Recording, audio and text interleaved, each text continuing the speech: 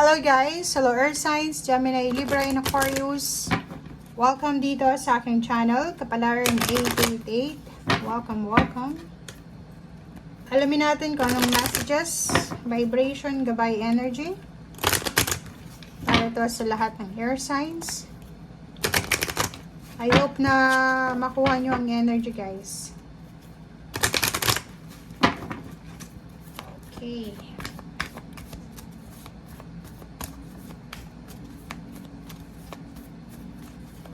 Air signs. Oh, first card.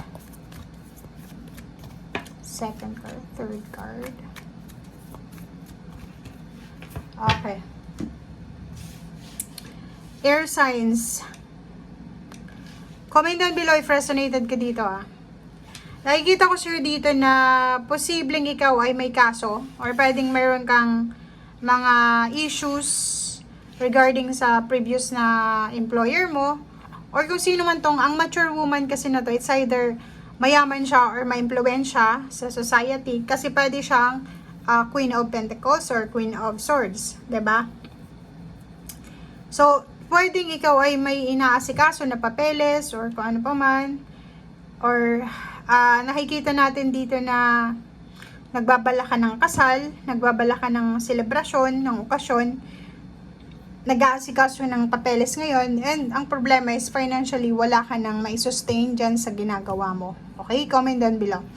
Nakikita din natin dito na posibleng sa araw na ito, makatanggap ka ng sulat, imbitasyon, galing sa iyong pamilya or galing sa iyong mga kakilala na posibleng tungkol ito sa kasal, sa birthday celebration, or sa kung ano pa man.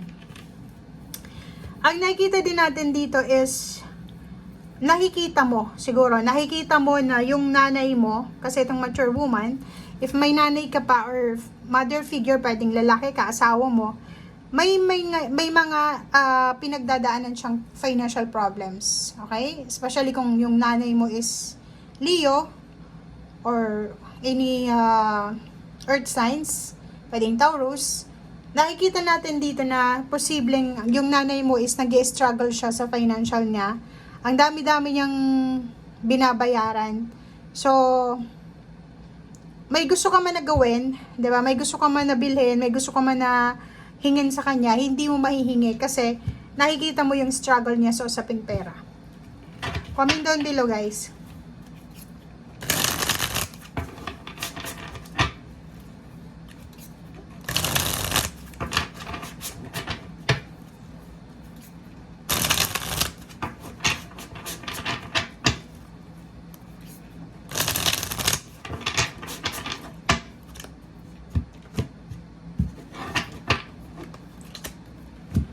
Okay. Wow. Yung iba din sa inyo dito, Air Signs, Gemini, Libra, and Aquarius, may mga bagong relasyon, bagong relationship, like intimate, romance, or posibleng yung iba may bagong baby, may buntis, may selebrasyon na yun, imbitasyon. Pwedeng imbitado ka or pwedeng may inaasikaso kayong selebrasyon. Okay. At ang Page of Cups na to, resonated siya dito. Itong community, itong Ace of Cups and Page of Cups, iisa lang yung messages niya. Kasi parang sinasabi na hindi lang naman yung letter na parating sa'yo tungkol to sa perang problema sa pera. Pwede din na may imbitasyon, may parang, nung tawag dito, happy news messages na tungkol sa reunion, tungkol sa nangyari sa iyo sa nakaraan. So, pwedeng imbitado ka ng kakilala mo, or pwedeng may reunion, celebration, or kano man na socializing na posibleng maganap. Okay? But as of the moment, sa ngayon, wala kang masyadong decision making dito. Kasi nagdadalawang isip ka eh. Hindi mo alam, 'di ba? Hindi ka makapag-desisyon. So, parang ang feeling mo, hindi pa to yung tamang oras. Parang ganun. If ever kasal yan, if ever kung ano man yan na decision making na hinihintay mo. Nakikita din natin dito na yung iba sa inyo dito is nakafocus sa trabaho, career, may nakikita kayo na may prospect kayong isang company na feeling nyo mas maganda yung company na yun kaysa sa pinagtatrabahuhan mo. Or even career. Pwedeng yung career mo ay hindi siya masyadong interesting sa'yo. Or yung iba sa inyo, nasa Pilipinas, gusto yung subukan yung pagtatrabaho sa ibang lugar, sa ibang bansa.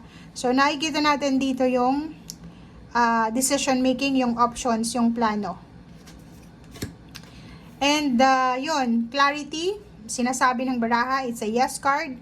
Yun, it's a confirmation to na marami kang bagong ideas, bagong plano, para makamit mo yung victory and success, para makuha mo yung breakthrough, yung kontrata, yung pangarap mo para sa pamilya mo. So, nakikita natin dito na marami kang gustong gawin, mga bagong pagkakitaan, bagong ideya para matupad kung ano man tong minamanifest mo. Okay? Meron kang mga may mga inner battles ka sa buhay mo, 'di ba? Marami kang mga na-experience na backstabbing, betrayal, mga kaaway, or pwedeng may nangyari sa pamilya mo na nahirapan kang makaalis. So, if ever man, sinasabi ng baraha, protect yourself, protect your right, okay? And ipaglaban mo raw kung ano yung rights mo, but pwede ka naman makipaglaban in a nice way, in a tawag dito, nice and educated way, 'di ba? Yung hindi mo naman kailangan makipag-away sa social media, sa harap ng tao, parang yung edukado, 'di ba? Parang ganun yung sinasabi ng baraha. Okay, wow. Isang windfall ng money to, oh. Tingnan mo. Ang galing naman na ito. Last two cards natin, guys. Double yes card. Financially, emotionally, sobrang magiging maganda yung takbo ng buhay mo. Kasi unang-una, sinasabi ng barahan na kung sa ngayon is financially hindi maganda yung takbo ng buhay mo, huwag kang mag-alala kasi sa future mo, makukuha mo yung success, yung financial stability, yung prosperity, yung wealth, yung abundance, rewards dahil sa hard work mo, or posibleng business-minded ka, kung ano man tong mga bagong ideas na naiisip mo, magpo-flourish siya, 'di ba? So, ang future mo is siguradong emotionally and financially stable na, 'di ba? Magiging balanse, magiging sobrang ganda, mamamanage mo yung emotional and then financial mong struggle sa ngayon. So, kailangan mong i-look forward etong future mo. Okay? So, thank you guys. Bye!